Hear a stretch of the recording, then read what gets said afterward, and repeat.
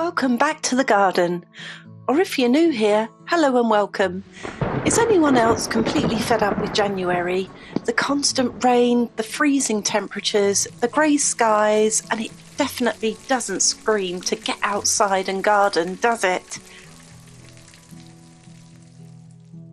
But today I decided to brave the cold, get wrapped up and come out here for a little bit of inspiration because spring really isn't that far away now. I wanted to come out and see what's actually happening in the garden right now, even in January, because there's more going on than you might think. As you can see here, the daffodils are already breaking through, and these usually start flowering anywhere from late February through to April, depending on the variety.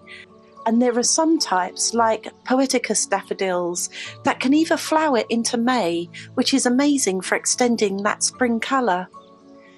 Seeing these little green shoots honestly gives me such a motivational boost. It's like a reminder that winter doesn't last forever. So I popped to Tesco's earlier and found this wall hanger for £10, and it typically says on the label that it's meant to be sown in February for July blooms, but I'm actually going to get this planted up this weekend. It's the last start of January, so we're close enough, and honestly I'm just itching to start growing something again.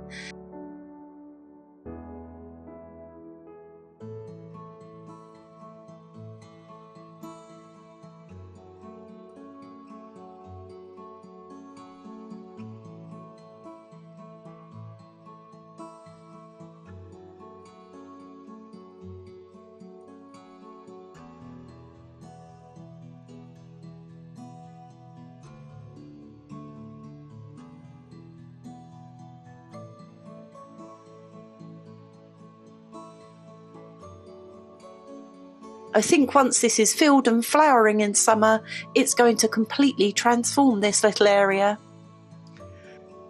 I'm also planning a winter to spring planter to brighten up the garden, and this pot is 18 by 18 inches, so I wanted something that felt full, layered and cottage garden inspired.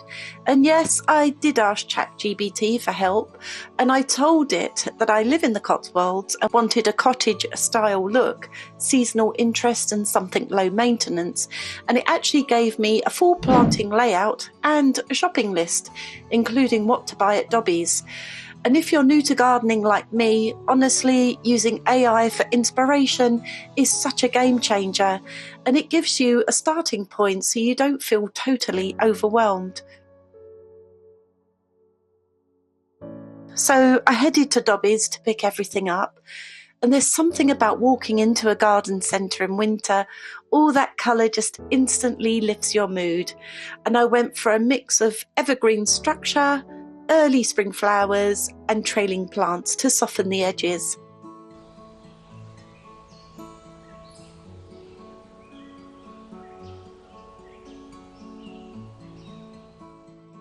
So back home, it was time to put everything together, and I always start with good drainage, then fresh compost. Here you can see that I have roughly positioned everything before planting, just to make sure the balance feels right. And I referred to the map that was shown to me on ChatGPT 2 on that layout. And here we're looking at layers. We've got taller plants at the back, fillers in the middle, and trailers around the edge. And this is honestly my favourite part, seeing it all come together. And I'm so happy with how this turned out, and it already makes the garden feel brighter, even on a grey January day. Throughout the year, I'm planning to keep updating this planter as the seasons change, swapping things out, adding new plants, and seeing how it evolves. And if you've got any recommendations for early spring planting, flowers, bulbs, or even herbs, definitely let me know in the comments.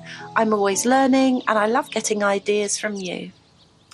And if you enjoyed this little January garden reset, looking forward to spring, don't forget to like and subscribe and stick around for more seasonal garden updates. Thanks for spending some time in the garden with me today, and I'll see you in the next one.